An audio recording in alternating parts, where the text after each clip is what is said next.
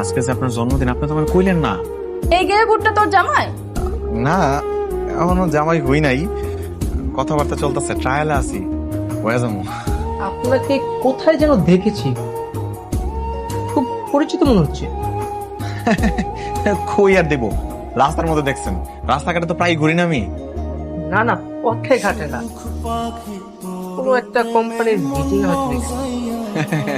Meeting এ করতে দেবেন, আমি তো বস্তির মধ্যে থাকি, ছোটবেলা তো বস্তিতে মিটিং করছি। তুমি এটা পড়ছো কেন?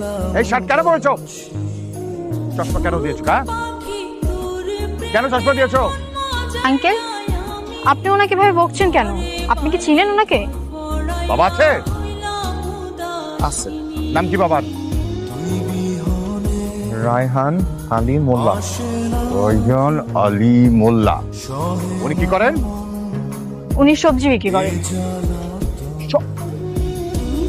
মানে রায়হান আলী মোল্লা সবজি বিক্রি করে? হ্যাঁ জি।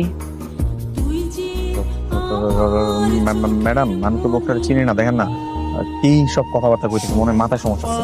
চলেন আমরা যাই। রাতুল ছেলেটাকে তুই হ্যাঁ বলে দে। কারণ আমার কিন্তু ছেলেটাকে বেশ ভালোই লাগছে, মানে দেখতে স্মার্ট, সুন্দর, শিক্ষিত।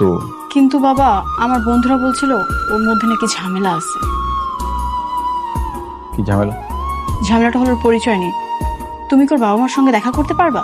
অবশ্যই, আমি আমার মেয়েকে বিয়ে দেবো। আমি কি সবকিছু না দেখে শুনে আমার মেয়েকে বিয়ে দিয়ে দেবো? আমি কালই ওর বাবার সঙ্গে দেখা করবো। এই মেয়েটা তো আমাকে দেখেছে। শিট। এখন বাবা একটা কাজ করো, টেরা হো, টেরা টেরা। কেন হতে পারি না? বাবা যা পারো একটু করো না, একটু টেরা হো, করো করো করো। কি তোমার বাবা? জি স্যার। ভাইজান সালাম। ওয়ালাইকুম আসসালাম।